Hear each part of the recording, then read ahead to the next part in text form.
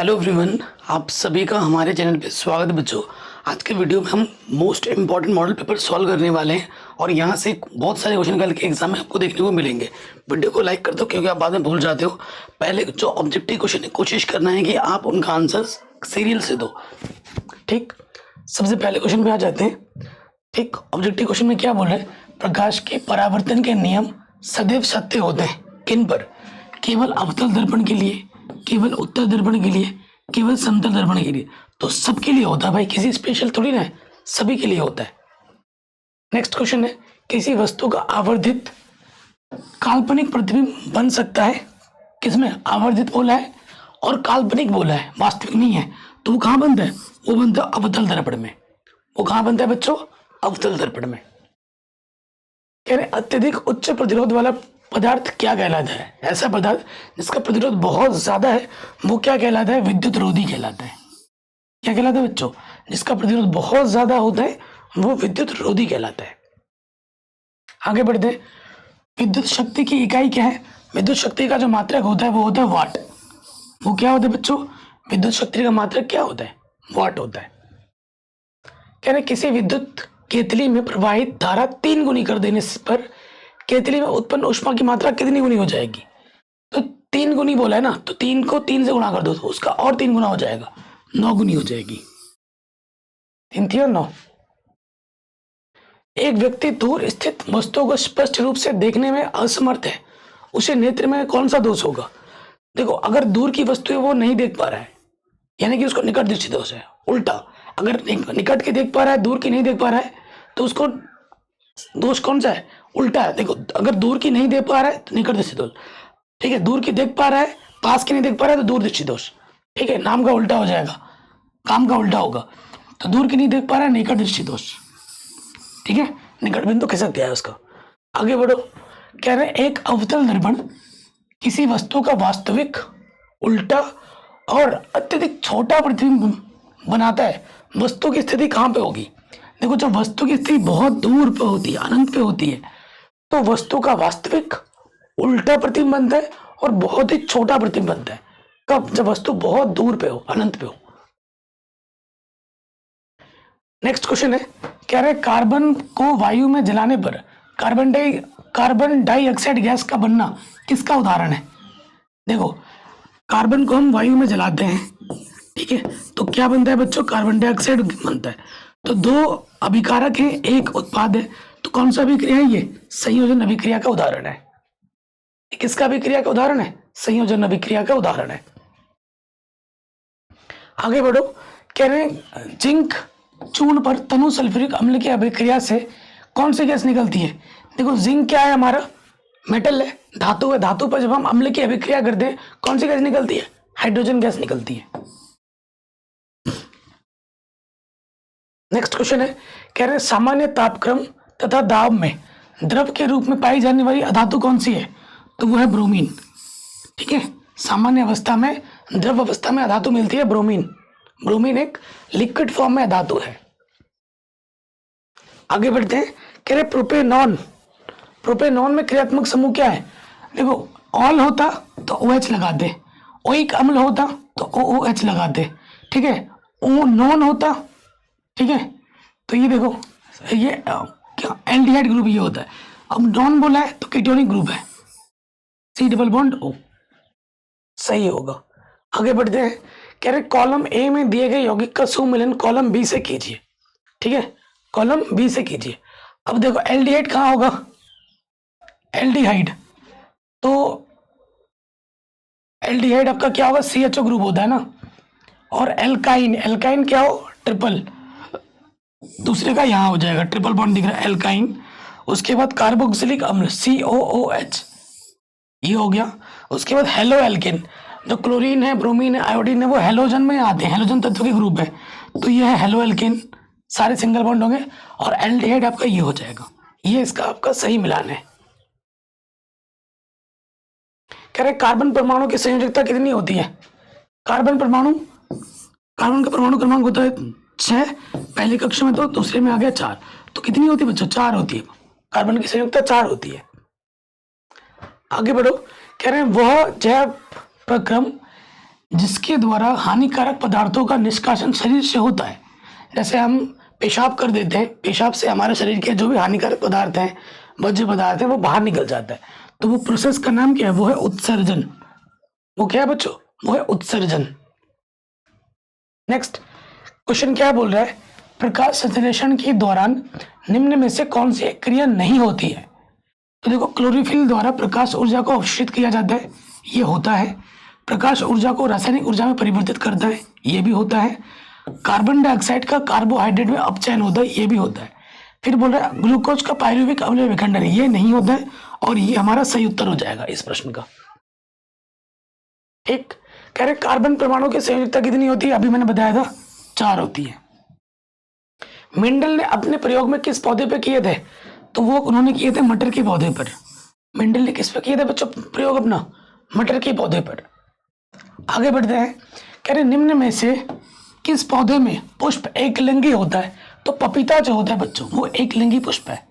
पपीता हमारा एक लिंगी पुष्प है। कह रहे मादा जनन तंत्र के किस भाग में कॉपर स्थापित किया जाता है? तो गर्भाशय जो होती है ना, वहां पर हम क्या लगाते हैं? कॉपर टी लगाते हैं। अगला है किण्वन के बारे में निम्न में से कौन सा कथन सही नहीं है? तो ये जो कथन है कि यह क्रिया माइटोकॉन्ड्रिया में संपन्न होती है, गलत है। ठीक है, यह कथन सही नहीं है। बाकी तीनों कथन आपका किण्वन के लिए सही है। यह ऑक्सीजन की अनुपस्थिति में होता है, यह प्रक्रम सामान्य ईस्ट में होता है, यह क्रिया पायरुवेट या पायरुविक अम्ल CO2 एथेनॉल में परिवर्तित कर देता है। तो ये तीनों कथन सही है। अब आते हैं वर्णनात्मक प्रश्नों में। ठीक, कह रहे अवतल दर्पण के किन्हीं 2 उपयोगों लिखिए। अवतल दर्पण से प्रतिबिंब बनाने के लिए किरण आरेख खींचिए जब वस्तु अनंत एवं वक्रता केंद्र के बीच में हो, और अगला बोला फोकस एवं दर्पण के ध्रुव के बीच में हो। तो सबसे पहले देखो अवतल दर्पण का उपयोग क्या है? दाढ़ी बनाने के लिए। ठीक है, दाढ़ी बनाने में जो भी दर्पण हम यूज करते हैं ना, वो उसमें क्यों यूज करते हैं? क्योंकि वो बड़ा बड़ा दिखाता है। अवतल दर्पण का उपयोग दाढ़ी बनाने के लिए किया जाता है क्योंकि यह वस्तु का सीधा और आवर्धित प्रतिबिंब बनाता है, और यह प्रतिबिंब चेहरे का एक बड़ा हिस्सा दिखाता है, जिससे दाढ़ी बनाना आसान हो जाता है। तो ये इसका उपयोग है। अगला है वाहन के हेडलाइट के रूप में। वाहन में जो भी हेडलाइट होता है सामने, उसमें इसका प्रयोग होता है। कह रहे अवतल दर्पण का उपयोग वाहन के हेडलाइट के परावर्तक के रूप में किया जाता है। यह दर्पण प्रकाश की किरणों को एकत्रित करके एक शक्तिशाली प्रकाश पुंज बनाता है, जो सड़क को अच्छी तरीके से रोशनी कर देता है, इसीलिए इसका प्रयोग किया जाता है। सिंपल 2 उपयोग है। पहला बोला जब वस्तु अनंत और वक्रता केंद्र के बीच में हो। ठीक है, जब हमारा वस्तु अनंत और वक्रता केंद्र के बीच में होता है, तो ये आपको बनाना है। प्रतिबिंब की स्थिति क्या है? फोकस पर बनेगी। ठीक है, और प्रतिबिंब का आकार होगा अत्यधिक छोटा होगा, और प्रतिबिंब की प्रकृति क्या होगी? वास्तविक और उल्टा होगा। नीचे बन रहा है तो वास्तविक और उल्टा होगा। आगे बढ़ते हैं, कह रहे वस्तु जब फोकस एवं दर्पण के ध्रुव के बीच में होगा, फोकस है और ध्रुव के बीच में हम रखेंगे तो कैसे जाएगी? और इधर आएगी, तो प्रतिबिंब की स्थिति दर्पण के पीछे बनेगी। ठीक है, प्रतिबिंब हमारा इधर बनेगा, ये बड़ा बनेगा, विवर्धित बड़ा होगा, और आभासी और सीधा होगा। ऊपर ही बन रहा है, सीधा होगा और आभासी होगा। ये आप बना देंगे। ये चैप्टर नंबर 9 का क्वेश्चन है। इसको मैंने डिटेल में पढ़ा रखा है एनिमेशन की मदद से। अगर आप चाहें तो वीडियो देख सकते हैं।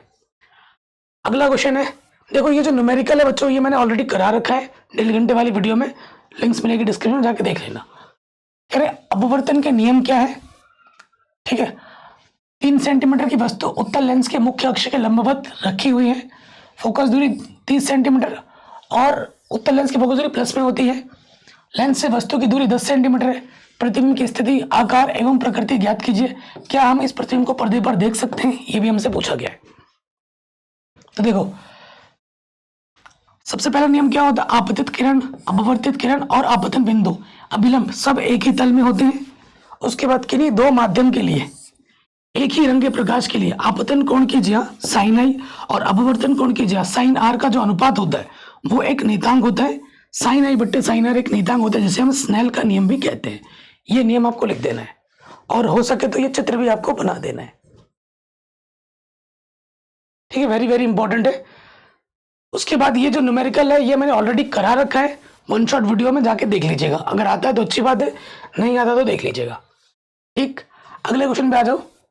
देखिए हमसे क्या बोल रहे हैं, ओम का नियम लिखिए। किसी तार के प्रतिरोध को प्रभावित करने वाले किन्हीं दो कारकों का उल्लेख कीजिए।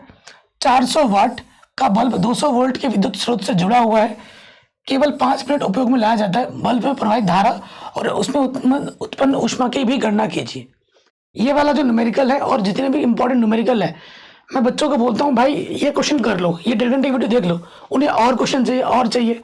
भाई तुम 100 जगह देखते रहोगे तो सीखोगे कभी नहीं। आप जो टॉपर्स होते हैं वो क्या करते हैं, एक ही चीज पे फोकस करते हैं और एक को 100 बार पढ़ते हैं। जितने भी दुनिया के टॉपर है ना, एक ही बुक को 100 बार पढ़ेंगे, ये नहीं कि 100 बुक को एक बार पढ़ो। तो जो कंटेंट बनाया वो जेन्युइन कंटेंट है, सारा का निचोड़ है, आप देखते ही नहीं हो, एक बार देख के छोड़ दिया। अगर मैं किसी से भी पूछ लूं भाई ये बता, नहीं बता पाएगा, तो फिर क्या ही देख रहे हो यार, क्या ही सीख रहे हो। ओम का नियम क्या होता है? इस नियम के अनुसार विद्युत परिपथ में धारा, वोल्टेज और प्रतिरोध के बीच संबंध को दर्शाता है। यह नियम क्या कहता है? किसी विद्युत चालक में बहने वाली धारा उस चालक के सिरों पर लगाए गए वोल्टेज के सीधे समानुपाती होती है और चालक के प्रतिरोध के व्युत्क्रमानुपाती होती है। यानी कि I बराबर क्या होता है? V बट्टे R। V हमारा विभवांतर है, R हमारा प्रतिरोध है। ये होता है ओम का नियम। ठीक है, न्यूमेरिकल मैंने ऑलरेडी करा रखा है, जाके देख लेना। अगला प्रश्न है, चुंबकीय क्षेत्र रेखाओं के किन्हीं दो गुणों का उल्लेख कीजिए। सीधी धारावाही तार के कारण उत्पन्न चुंबकीय क्षेत्र की दिशा ज्ञात करने के लिए मैक्सवेल के कॉर्क स्क्रू नियम को परिभाषित कीजिए। किसी ऊर्ध्वाधर धारावाही चालक के उत्पन्न चुंबकीय क्षेत्र रेखाओं को दर्शाइए। किसी प्रदत्त क्षेत्र में एक समान चुंबकीय क्षेत्र को प्रदर्शित भी कीजिए। ये क्वेश्चन पूछा गया 6 नंबर में, वेरी वेरी इंपॉर्टेंट है। तो देखो चुंबकीय क्षेत्र रेखाओं का गुण क्या होता है। अगर ये आपके पास चुंबक है ना, ठीक है, तो इसका जो चुंबकीय क्षेत्र रेखा जो होती है, इसका गुण क्या होता है? चुंबकीय क्षेत्र रेखा हमेशा बंद वक्र बनाती हैं। ठीक है, वे चुंबक ध्रुव से निकलती हैं और उसी ध्रुव पे आकर समाप्त हो जाती हैं, एक दूसरे को काटती नहीं है। दो चुंबकीय क्षेत्र रेखा एक दूसरे को कभी नहीं काटती। यदि ऐसा होता तो उस बिंदु पर चुंबकीय क्षेत्र की दिशा अनिश्चित होती। ये इसका मेन गुण है, इस पर क्वेश्चन भी आ जाता है। मैक्सवेल कॉर्क का स्क्रू नियम, ठीक है, ऐसे पकड़ना है, ऐसे, ठीक है। क्या बोलता है? यह नियम सीधी धारावाही तार के कारण उत्पन्न चुंबकीय क्षेत्र की दिशा ज्ञात करने के लिए उपयोग किया जाता है। ठीक है, इसका नियम क्या है? अपने दाहिने हाथ, ये दाहिना हाथ है, इसको ऐसे पकड़ना है। हाथ को इस प्रकार रखें कि अंगूठा धारक की दिशा, अंगूठा जो होता है ना, ये धारा की दिशा, धारा की दिशा में हो, और हथेली को तार, ये जो हथेली होता है ना, ये तार की ओर दिखाएगा जिस दिशा में तर्जनी अंगुली, तर्जनी ये वाला होता है, इशारा करती है, वह चुंबकीय क्षेत्र की दिशा होती है। ये क्या होती है? चुंबकीय क्षेत्र की दिशा होती है। ये होता है कॉर्क स्क्रू का नियम। अथवा हाइड्रोकार्बन की दहन अभिक्रिया पर संक्षिप्त टिप्पणी लिखिए। हाइड्रोकार्बन की संक्षिप्त टिप्पणी लिखनी है आपको। ये क्वेश्चन लगातार वैसे पूछा भी जा रहा है कई साल। देखो क्या होता है, अपने सभी अपूर्ण रूपों में कार्बन ऑक्सीजन में दहन करके ऊष्मा, प्रकाश, कार्बन डाइऑक्साइड देता है। ठीक है, जब ये दहन की अभिक्रिया करेगा ना ऑक्सीजन के साथ, तो ऊष्मा निकालेगा, प्रकाश निकालेगा, क्या निकालेगा? कार्बन डाइऑक्साइड निकालेगा। अधिकांश कार्बनिक यौगिक भी दहन पर प्रचुर मात्रा में ऊष्मा एवं प्रकाश मुक्त करते हैं। संतृप्त हाइड्रोकार्बन से सामान्यतः स्वच्छ ज्वाला निकलती है। जो मीथेन है, जो हमारे घर पे हमारा गैस सिलेंडर जलता है, स्वच्छ ज्वाला निकलती है। लेकिन हम लकड़ी जलाते हैं तो क्या निकलता है? धुआं निकलता है। जबकि असंतृप्त हाइड्रोकार्बन से अत्यधिक काले धुएं व पीली ज्वाला निकलती है।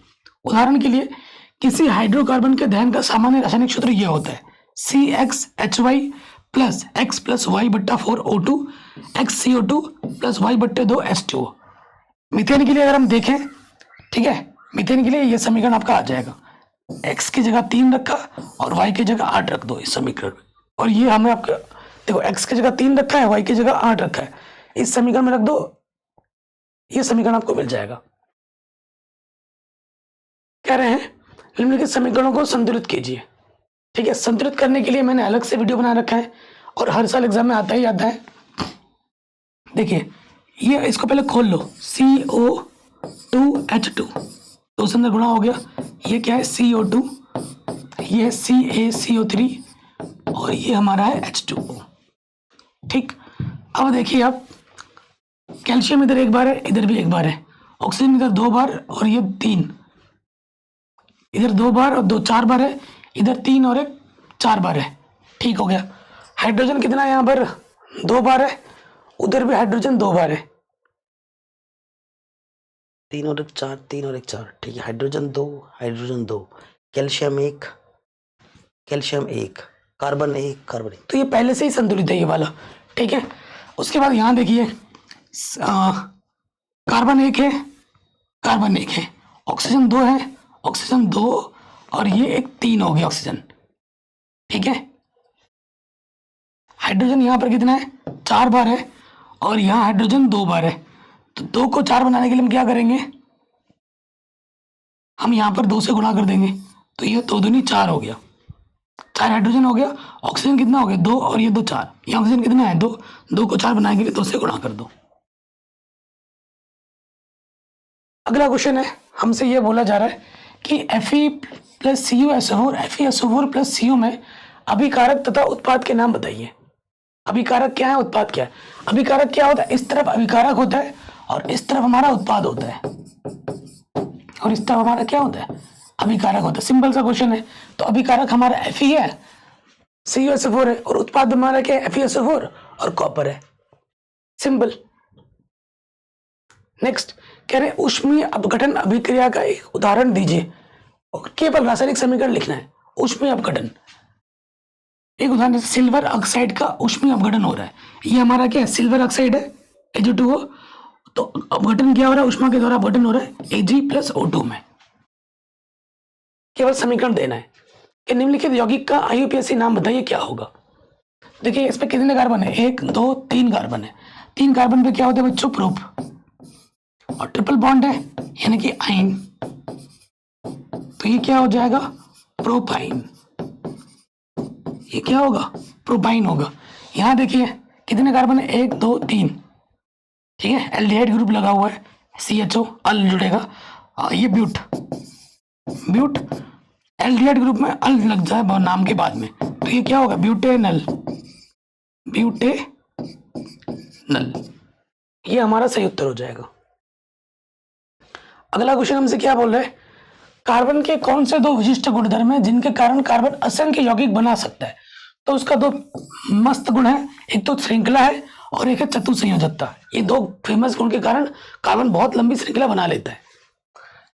देखो श्रृंखलन कार्बन परमाणु का विशेष गुण होता है, जिसके कारण कार्बन परमाणु की सीधी साकेत या चक्रीय श्रृंखलाएं बनाती है। ये लिखोगे आप एग्जाम में।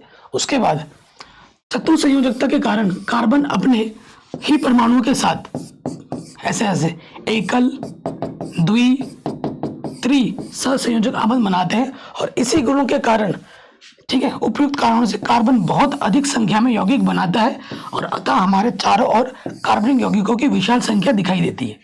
सिंपल, इतना लिखोगे पूरे नंबर मिल जाएंगे। ठीक। अगला क्वेश्चन है, निम्नलिखित पर टिप्पणी लिखिए। संतृप्त और असंतृप्त हाइड्रोकार्बन। संतृप्त हाइड्रोकार्बन जिसमें सिंगल बॉन्ड होते हैं, असंतृप्त जिसमें 2 द्विबंध और त्रिबंध पाए जाते हैं।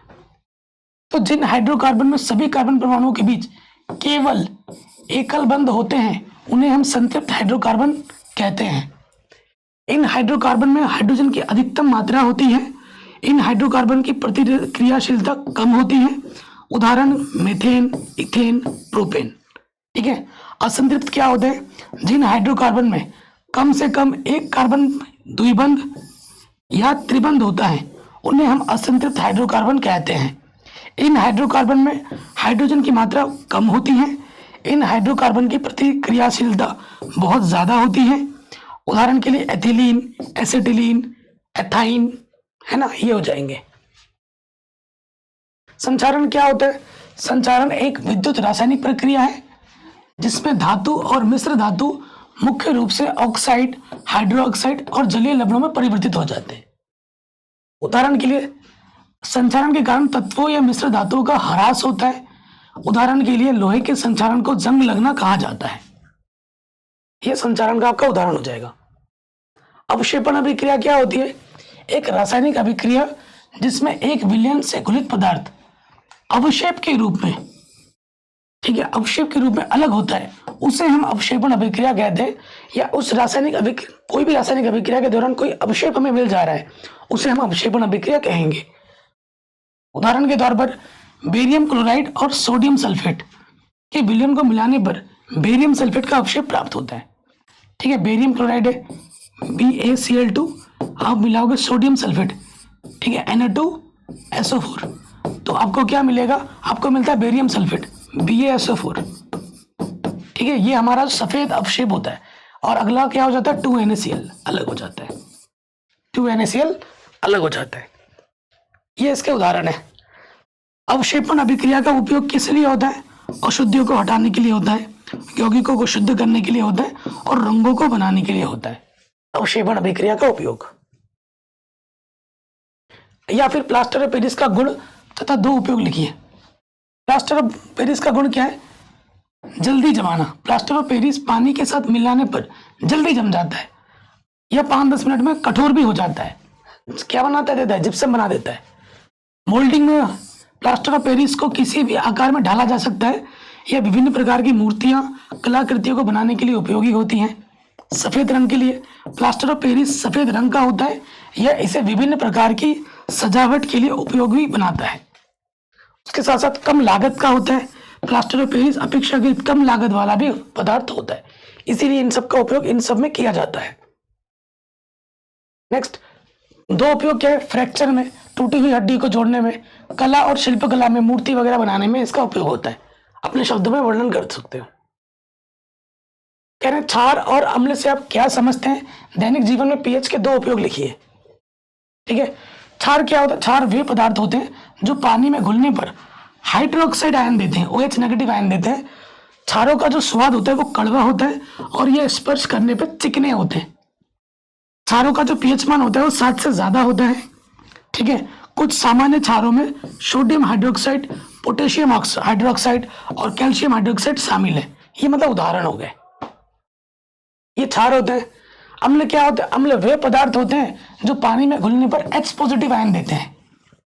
ठीक है, ये स्वाद में खट्टे होते हैं और स्पर्श करने पर खुरदरे होते हैं और इनका पीएच मान 7 से कम होता है। उदाहरण के लिए सल्फ्यूरिक अम्ल है ना, हाइड्रोक्लोरिक अम्ल हो गया, नाइट्रिक अम्ल हो गया, ये हमारे अम्ल के एसिड के उदाहरण है। नेक्स्ट, कह रहे दैनिक जीवन पीएच का महत्व क्या है? पाचन क्रिया में, त्वचा की देखभाल करने में। देखिए, हमारे पेट में हाइड्रोक्लोरिक एसिड होता है, हमारे पेट में HCl होता है जो भोजन को पचाने में मदद करता है।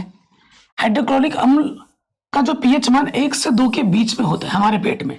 यदि पेट में एसिड की मात्रा बहुत कम हो जाती है तो पाचन क्रिया प्रभावित हो जाती है। ठीक है, पेट में गैस बनेगा, खाना पचेगा नहीं, पेट में दर्द होगा, ये सब चीजें होती हैं। हमारी त्वचा का जो पीएच होता है 5.5 के आसपास होता है। यह पीएच मान त्वचा को स्वस्थ रखने के लिए आवश्यक होता है।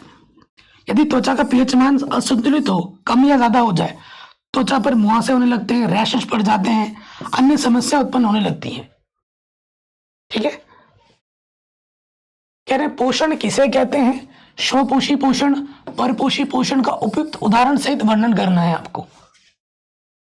ठीक है, पोषण क्या है? पोषण वह प्रक्रिया है जिसके द्वारा जीव अपने शरीर के विकास, वृद्धि, ऊर्जा उत्पादन, मरम्मत, रख रखाव के लिए आवश्यक पोषक तत्वों को ग्रहण करते हैं। यह क्रिया जीवों को स्वस्थ रहने, जीव को बनाए रखने के लिए क्या होता है? आवश्यक होता है।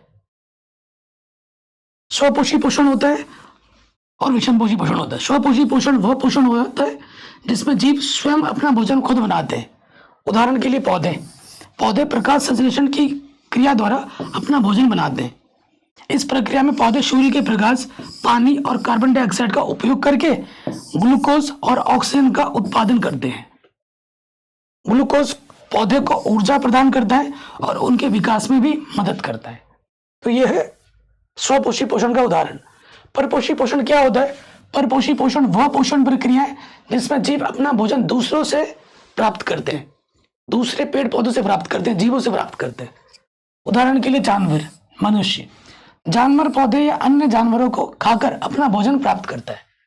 जानवरों के पाचन तंत्र में भोजन को छोटे छोटे अणुओं में तोड़ा जाता है जो शरीर द्वारा अवशोषित किए जा सकते हैं। ये अणु शरीर को ऊर्जा प्रदान करते हैं और उनके विकास में ये क्या करते हैं? मदद करते हैं। अगला क्वेश्चन है, पुष्प के अनुदैर्घ्य काट का स्वच्छ नामांकित चित्र बनाइए। हर साल एग्जाम में आता है। ठीक है, ये हमारा वर्तिकाग्र है, ये हमारी वर्तिका है, ये हमारा अंडाशय है। ठीक है, ये चीज़ क्या होती है, ये स्त्री केशर होता है। इसे इसे क्या कहा जाता है, इसे दल कहते हैं, पंखुड़ी। ये हमारा क्या है, ये बाह्यदल है। ये क्या है बच्चों, ये हमारा परागकोश है, ये वाला हिस्सा। और ये वाला क्या है हमारा, ये तंतु है। परागकोश को हम पुंकेसर कहते हैं। ठीक है, तो ये नामांकन चित्र बनाने के लिए हर साल एग्जाम में आता है। कार्य की पूछा गया है कि स्त्री केशर जो होता है, स्त्री केशर क्या है, ये वाला पार्ट। ठीक है, स्त्री केशर पुष्प का मादा प्रजनन अंग होता है। यह अंडाशय, वर्तिका और वर्तिकास के शीर्ष से बना हुआ होता है। अंडाशय क्या होता है, यह स्त्री केशर का वह भाग होता है जिसमें बीजांड होते हैं और बीजांड मादा युग्मक होता है। ठीक है, जिसमें बीज होता है, मादा होता है। फिर वर्तिका है, यह अंडाशय से ऊपर उठने वाला एक पतला डंठल होता है। ठीक है, पतला डंठल होता है वर्तिका, ये वाला देख रहे हो। वर्तिका शीर्ष, यह वर्तिका शीर्ष होता है, यह चिपचिपा होता है और पराग कणों को ग्रहण करता है, वर्तिका शीर्ष। ठीक है, आगे बढ़ते हैं। पुंकेसर, पुंकेसर क्या होता है, पुंकेसर पुष्प का नर प्रजनन अंग होता है। यह तंतु और परागकोश से बना हुआ होता है। देखो ये जो पुंकेसर है ना, ये परागकोश और तंतु से बना हुआ होता है और ये नर वाला हिस्सा होता है, मेल का काम करता है। तंतु, यह पुंकेसर का डंठल होता है। ये जो तंतु है, ये डंठल वाला भाग। ठीक है, परागकोश क्या होता है, यह पुंकेसर का वह भाग होता है जिसमें परागकण होते हैं और परागकण नर युग्मक होता है। इसमें परागकण होता है और ये चीज क्या होती है, नर युग्मक होती है। फिर ये बाह्यदल है। बाह्यदल क्या होता है, बाह्यदल पुष्प का सबसे बाहरी भाग होता है, ये वाला हिस्सा। ये हमारा क्या है, बाह्यदल है, ये वाला हिस्सा। ये हमारा बाह्यदल है, ये हमारा दल है, बाह्यदल। इसमें हरे रंग के पत्ते होते हैं, जो पत्तियां वाला हिस्सा देख रहे हो ना, ये हमारा बाह्यदल होता है। कलिका अवस्था में पुष्प को सुरक्षा प्रदान करते हैं। आमतौर पर 4 या 5 होती है ये चीजें। दल क्या होता है, पुष्प का रंगीन भाग होता है। ये जो है हमारा, ये क्या दल है। इसमें विभिन्न रंगों के पत्ते होते हैं, कीटों को आकर्षित करते हैं और परागण में सहायक होते हैं। संख्या आमतौर पर यह भी 4 और 5 के बीच में ही होती है। या फिर मानव लिंग निर्धारण का वर्णन कीजिए। मानव लिंग निर्धारण हर साल एग्जाम में आता है। क्या होता है कि देखो, स्त्री हो या पुरुष हो, मनुष्य में 23 जोड़े गुणसूत्र पाए जाते हैं, जिसमें पुरुष में और महिला में 22 जोड़े गुणसूत्र समान होते हैं। फर्क सिर्फ एक एक जोड़ी गुणसूत्र का होता है। और पुरुष में जो वो गुणसूत्र होता है वो होता है XY, महिला में होता है XY। जब पुरुष का Y और महिला का X मिलता है, ठीक है, तो क्या बनता है, पुरुष बनता है। और जब पुरुष का X और महिला का X मिलता है तो क्या बनता है, स्त्री बनती है। ये लिख दोगे आप अपने भाषा में और चित्र बना दोगे। कह रहे मिशेल पर संक्षिप्त टिप्पणी लिखिए। जो मिशेल का निर्माण है हर साल एग्जाम में आता है, चित्र जरूर बना लेना। ये सब मैंने पढ़ा रखा है दोस्तों। अगर आपको विश्वास नहीं है, चैप्टर वाइज इंपॉर्टेंट क्वेश्चन मैंने करा रखे हैं, बहुत पहले करा रखे हैं। हालांकि आप लोगों का प्यार और सपोर्ट मुझे नहीं मिलता है, लेकिन मैं मेहनत बहुत करता हूँ। अब अगर आप देखोगे तो मैंने सब कुछ पढ़ा रखा है। अभी तो मुझे जल्दी जल्दी पढ़ाना पड़ रहा है क्योंकि एग्जाम है, सर पे सुबह एग्जाम है, तो फटाफट बता रहा हूँ। साबुन के अणु ऐसे होते हैं जिनके दोनों सिरों के विभिन्न गुणधर्म होते हैं। ठीक है, ये जो एक सिरा जल विरागी होता है और एक जलरागी होता है। ठीक है, जल में विलय एक सिरे को जलरागी कहते हैं तथा हाइड्रोकार्बन में विलय दूसरे सिरे को जल विरागी कहते हैं। जब साबुन के जल की सतह पर होता है तब इसके अणु अपने को इस प्रकार व्यवस्थित कर लेते हैं। देखो, जब जल की सतह पर होगा ना तो अपने को इस प्रकार से व्यवस्थित कर लेता है कि इसकी आयनिक सिरा जल के अंदर होता है, जबकि हाइड्रोकार्बन पुंज जल के बाहर होता है। ऐसा अणु का बड़ा गुच्छा बनाने के कारण जिसमें जल विरागी पुंज गुच्छे के आंतरिक हिस्से में होती है। ठीक है, और जबकि उसका आयनिक सिरा गुच्छे की सतह पर होता है। इस संरचना को मिशेल कहते हैं और मिशेल के रूप में साबुन स्वच्छ करने में सक्षम होता है क्योंकि तैलीय मैल मिशेल के केंद्र में एकत्रित हो जाता है। ये आप लिख दोगे। या फिर मानव के नर जनन तंत्र का सचित्र वर्णन कीजिए। ठीक है, ये मूत्राशय है, ये शुक्रवाहिका है, ये हमारी प्रोटेस्ट ग्रंथि है, ये हमारा मूत्र मार्ग है, ये हमारा अधिवृषण है, ये हमारा शिशन है, ये हमारा वृषण है, ये अंड कोशिका की थैली है।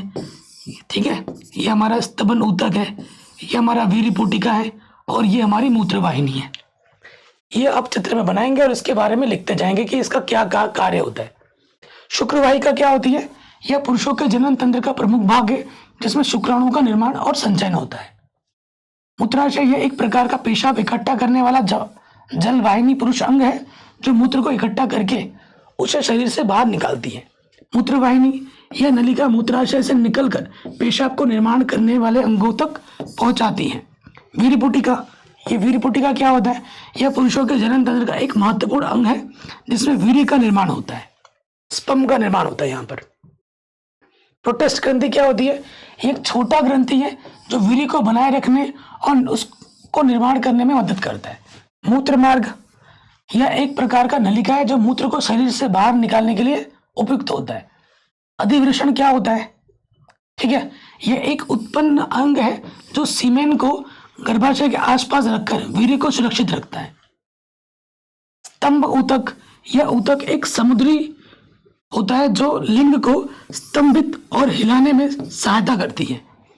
अंडकोश की ये थैली यह आंशिक पुरुष जन तंत्र में वीर्य के निर्माण के लिए महत्वपूर्ण होता है। वृषण का क्या कार्य होता है? यह एक प्रमुख अंग है जिसमें शुक्राणुओं का निर्माण होता है और यह शुक्राणुओं को उत्पन्न करने के लिए मदद करता है। यह आप लिख देंगे। तो आशा करता हूँ ये मॉडल पेपर आपको समझ में आया होगा। ये क्वेश्चन वेरी वेरी इंपॉर्टेंट है। हो सकता है कि कल इसमें से बहुत सारे क्वेश्चन आ जाए, लेकिन मैं आपसे रिक्वेस्ट करूंगा कि आप एनसीईआरटी जरूर पढ़ के जाएं। पूरी एनसीईआरटी के अभ्यास के प्रश्न, एनसीईआरटी के बॉक्स के प्रश्न और विगत वर्षों के प्रश्न पत्र कम से कम पिछले साल वाला और उससे पिछले साल वाला जरूर करके जाएं, क्योंकि पेपर में यहाँ से प्रश्न जरूर आएंगे।